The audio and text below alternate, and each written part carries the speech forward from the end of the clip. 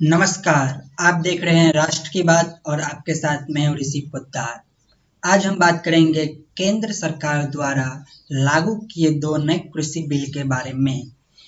केंद्र सरकार ने लॉकडाउन में किसान के संकट को देखते हुए कृषि क्षेत्र में सुधार के लिए दो अहम बिल लेके आई, जिसे लोकसभा और राज्यसभा में विपक्षों द्वारा भारी विरोध के बाद ध्वनि मत से पास करा लिया गया है। पहला बिल है प्रोटेक्शन एंड फैसिलिटेशन बिल, जिसे हिंदी में संवर्धन एवं सुविधा विधेयक कहा जाता है। और दूसरा बिल है farmers empowerment and protection agreement of price assurance and farm service bill, जिसका हिंदी में नाम है किसान सशक्तिकरण एवं संरक्षण का मूल्य आश्वासन अनुबंध एवं कृषि सेवा विधेयक।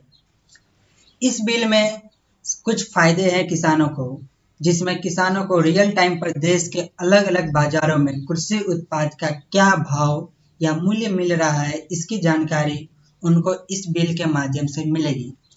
इस बिल से किसानों को पूरे देश में कहीं पर भी जाकर अपने फसल को बेचने की भी अनुमति मिलेगी। इससे पहले ऐसा था कि कोई भी किसान अपने जिले के मंडी को छोड़कर कहीं पे भी अपना फसल नहीं बेच सकता है, किंतु इस बिल के आने से एक राज्य का किसान दूसरे राज्य में जाकर अपने फसल को बेच सकता है। और यह बिल से किसानों को जमीन को बेचने या लीज पर देने को बंधक से मुक्ति मिलेगी।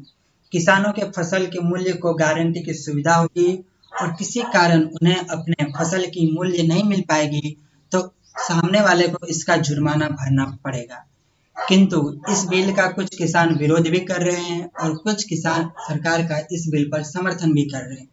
किंतु विपक्ष इस बिल को पूरी तरह नाकाम करने की साजिश में लगी हुई है।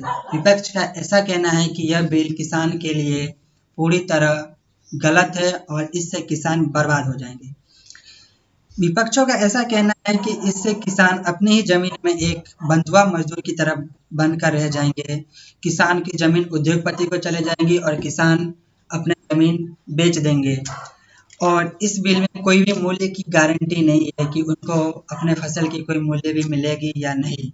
और विपक्ष का एक बड़ा आरोप सरकार पर यह भी है कि इस बिल से एमएसपी और एपीएमसी खत्म हो जाएगी। लेकिन सरकार ने इस बात की पुष्टि की है कि इस बिल से एपीएमसी और एमएसपी का कोई ताल्लुकात नहीं है और एपीएमसी और एमएसपी खत्म नहीं किया जाएगा।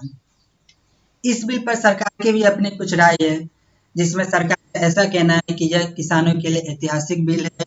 लगभग 30 साल के बाद इस बिल को मंजूरी मिली है और इसमें कुछ सुधार किए गए हैं।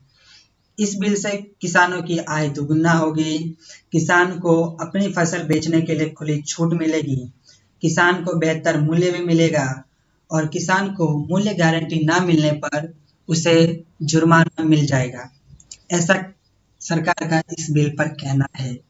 और सरकार ने इस बात की भी पुष्टि की है कि एमएसपी और एपीएमसी इससे खत्म नहीं होगा और सरकार ने किसान को राहत देते हुए हाल ही में एमएसपी में आए हुए फसल की भी वृद्धि की है।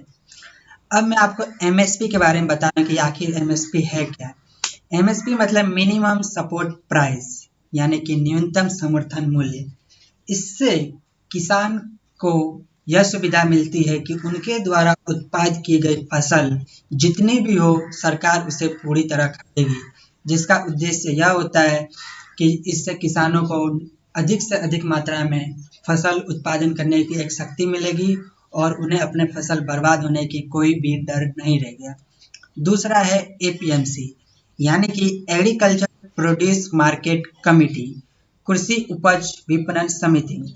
आजादी के बाद भारत के गांवों में अनाज वितरण प्रणाली को साहूकार या व्यापारी ही नियंत्रित करते थे, यानी कि किसान अपने फसल कोई व्यापारी या बड़े साहूकार को बेचे और फिर व्यापारी और साहूकार सरकार को बेचते थे, जिससे किसान को बहुत कम लाभ मिलता था।